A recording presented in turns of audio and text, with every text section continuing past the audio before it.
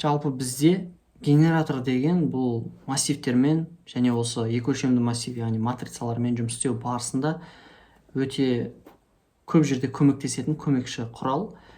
Бұны біз қолдануды үйренсек, көп кодтарымыз, яғни визуально қысқаратын болады. Көп жазылатын циклдарды осы генератор арқылы қысқартып жазуға болады. Мысалы, мына жерде берілген бір генераторға мән беретін болсақ, бұның нәтижесі қандай болады екен? Айтады, for I in range n деген сыртқы айналымдар санына қарайтын болсақ, n ол бізде 5-ке тең. Яғни 5 жолы бар бір матрица пайда болады.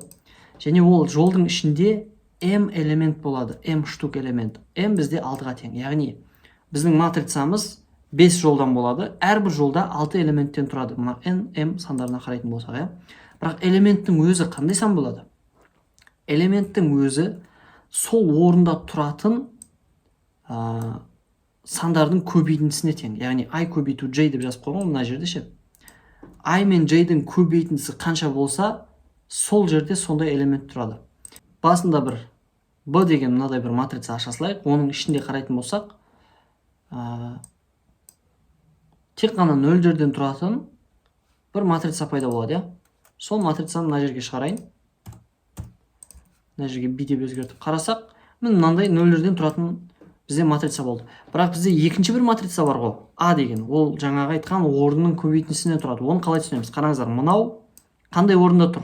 0-ші жол, 0-ші орын, 0-0. Бұл жерде 0 мен 0-дің көбейтіндісі 0 болады, Мынау ше.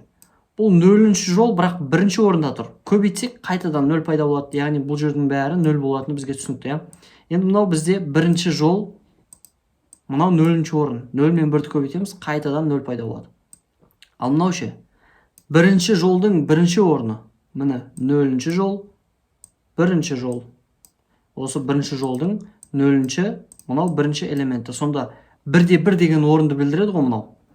Сонда 1-1 деген орын, және ол I, J 1 болса, екеуін көбейтсек, бізде не болады? 1 пайда болады. Мына жерде 1-2, 2, 1-3, 3, 1-4, 4, 1-5, 5. Мына жерде бізде 0 мен 2 көбейтіледі 0, мынау 1 мен 2-нің көбейтілетін орны. Сонда 1 мен 2-ні көбейтсек, 2 пайда болады. Мына жерде 2 мен 2, 4 пайда болады. Көбейтіндісінен тұрады. Яғни мен мына жерде B емес, A матрицасының ішіндегі элементтерді перебирать етіп, яғни теріп, соларды шығаратын болсақ, бізде мынадай бір матрица пайда болды. Мына жердің бәрі 0. Неге? Себебі бұл 0-ші жол. Оны G қанша болса да көбейткенде 0-ге көбейтіліп кетеді. Ал мынау бізде 0-ші қатар. Оның қатардың санын жолы қандай болса да 0-ге көбейтіліп жатыр да, по-любому 0 болады. Мына жерде бізде 1-1 деген орын, мынау 1-ші жолдың 2-ші орны, 1-ші жолдың 3-ші орны. Мынаған қарайтын болсақ ше. Бұл 0, 1, 2, 3, 4-ші жолдың 0, 1, 2, 3, 4, 5-ші орны. Яғни 4-ші жолдың 5-ші орны. Сол 4 пен 5-ті көбейткенде 20 пайда болды. Және осы 20 осы орынға орнықты.